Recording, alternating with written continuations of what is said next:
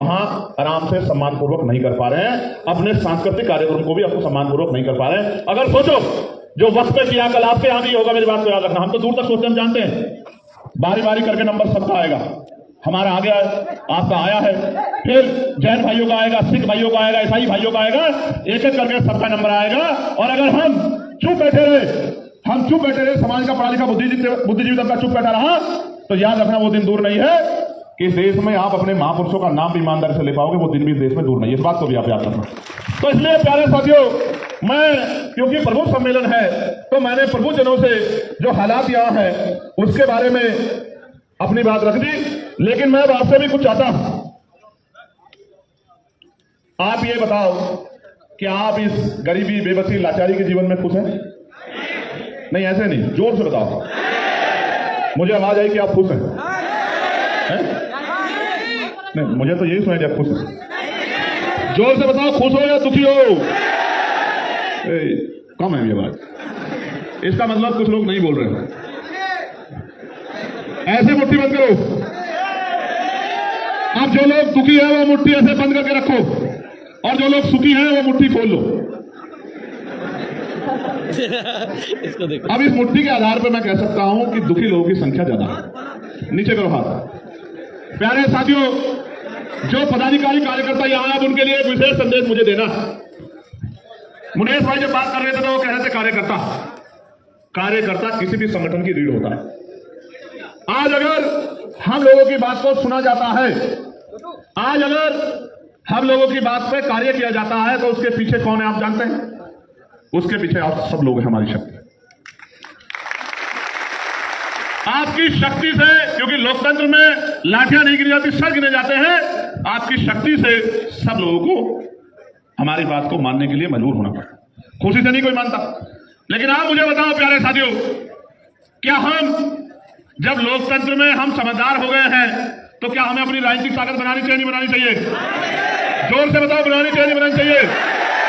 और जोर से बताओ, बनानी चाहिए, नहीं बनानी चाहिए? अगर आप कह रहे हैं बनानी चाहिए तो मुट्ठी ऐसे बंद कीजिए। ठीक है, नीचे करो, कंफ्यूजन ना हो जाए ना, ध्यान रखना। तो बनानी चाहिए तो बनेगी कैसे? बनेगी ऐसे जब हर एक व्यक्ति अपने आप में चंद्रशेखर आजाद बनके, और जिस तरह से 8 घंटे हम लोग पेट पालने के लिए मेहनत करते हैं, 2 घंटे हम लोग पार्टी के लिए निकालकर अपने गांव में जाके, घर घर जाके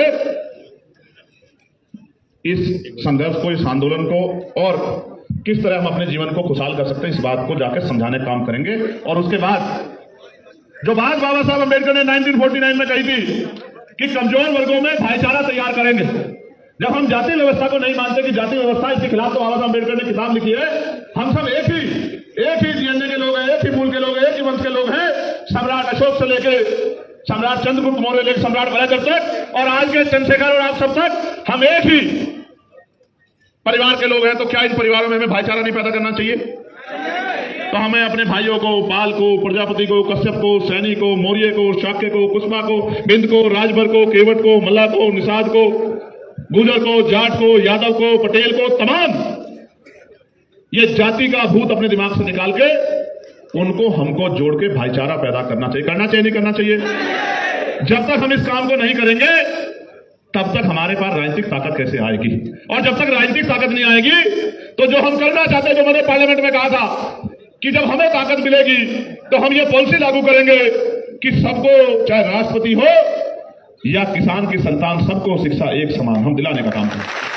और ऐसे नहीं ऐसे कि राष्ट्रपति जी से लेके और गांव में काम करने वाले मजदूर के बच्चों को भी एक ही सिलेबस, सरकारी स्कूल, एक ही सिलेबस, सरकारी स्कूल, और स्कूलों में पूर्ण सुविधाएं, पंखों की जगह एसी होंगे, किताबें सरकार उपलब्ध कराएगी, बच्चों को पढ़ने के लिए सिर्फ आना है, और ऐसी पढ़ाई होगी कि विदेश के स्कूल उसका मुकाबला नहीं कर पाएंगे। आज तो हमारे लोग विदेशों की तरफ भागते हैं। मैं आपको विश्वास दिला कहना चाहता हूं, उत्तर प्रदेश में ही हम लोग ऐसे स्कूल बनाने का काम करेंगे कि दुनिया के देश आकर उन स्कूलों को देखने का काम करेंगे। ये मैं आपको विश्वास दिलाता हूं।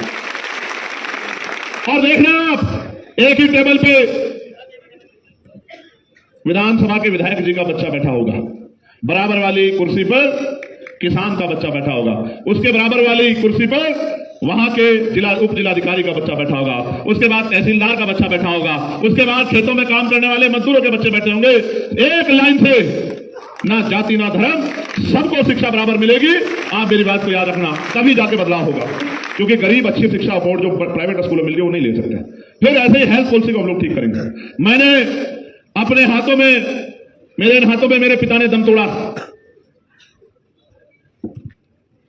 और यह संकल्प मैंने उस दिन लिया था कि पैसे की कमी के कारण या समय पे इलाज न मिलने के कारण किसी की जान ना जाए, इस लक्ष्य को भी हमें पूरा करना है।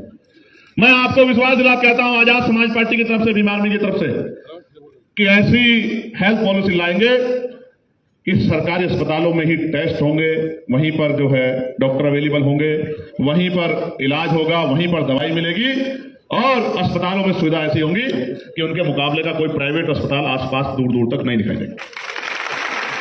अभी इलाज की कमी, मैंने उत्तर प्रदेश की एक खबर सुनी थी। एक महिला को खुले में प्रसव पीड़ा हुई, डॉक्टर नहीं थे, महिलाओं ने उसको जो है उसकी डिलीवरी कराने का काम किया। मन में इतना तकलीफ हुई कि ये वो प्रदेश है जहां जो लोग धर्म का डंका लेके घूम रहे हैं और जो तमाम तरह की बातें करते हैं, महिलाओं को कहते हैं कि हम इनको देवी मानते हैं। उसी प्रदेश में अखबार उठा के देखो, हर जिले में रोज किसी ना किसी देवी की, जिसको बेटी रूपी देवी मैं कह रहा हूं, जिसको आप कहते हैं देवी मानते हैं, उस बेटी की इज्जत के साथ रोज खिलवाड़ हो रहा है। ये हम आपके हमारे सबके सामने है, क्योंकि हम पे सारी खबरें इसलिए रहती है कि हमारे बच्चे, हमारी टीम, हमारी संगठन के लोग, हमारे परिवार के लोग गांव-गांव से जुड़े हुए हैं, हर गांव की खबर उनके पास रहती है। और अभी तो बड़े बड़े चैनलों ने चलाया कि 2 दिन में 14 हत्याएं हुई उत्तर प्रदेश में, 14 हत्याएं। प्रतापगढ़ में तो एक परिवार के एक पिता और 2 बेटों की हत्या हुई और एक अध्यापक को जौनपुर में बहुत दिन पहले मार दिया था, हमीरपुर में। आज तक हत्यारों का पता नहीं। अधिकारियों से बात करते सर 2 दिन में कर देंगे, 4 दिन में कर देंगे। मैं आपको विश्वास दिला के कहता हूं, जिस दिन आजाद समाज पार्टी में ताकत होगी, कानून व्यवस्था इतनी अच्छी होगी कि पहले तो कोई गुंडा किसी की बच्ची की तरफ आंख उठा के देखने की हिम्मत नहीं कर पाएगा। हत्या तो दूर की बात है, वो हत्या जैसा शब्द अपने दिमाग में नहीं सोच पाएगा। गरीबों की जमीन छीनती तो बहुत दूर की बात है, गरीबों की जमीन की तरफ आंख उठा के देखने की हिम्मत भी कोई जुटा नहीं पाएगा। और अगर किसी ने अपराध कर दिया तो उसके परिवार के लोग ये कहा करेंगे कि लोगों को बताया करेंगे कहानियों के तौर पे कि ऐसा अपराध कोई मत करना, क्योंकि उसकी सजा बहुत खतरनाक आजाद समाज पार्टी की सरकार की। प्यारे साथियों, मैं लखनऊ में हूं और चाहे बहुत सारी नौकरियों को संविदा ठेकेदारी के साथ जोड़कर लोगों का, गरीबों का खून चूसा जा रहा हो, मैं आज उन सभी निजी कर्मियों को भी ये कहना चाहता हूं कि उनको भी पक्की नौकरी दिलाने का काम आजाद समाज पार्टी करेगी।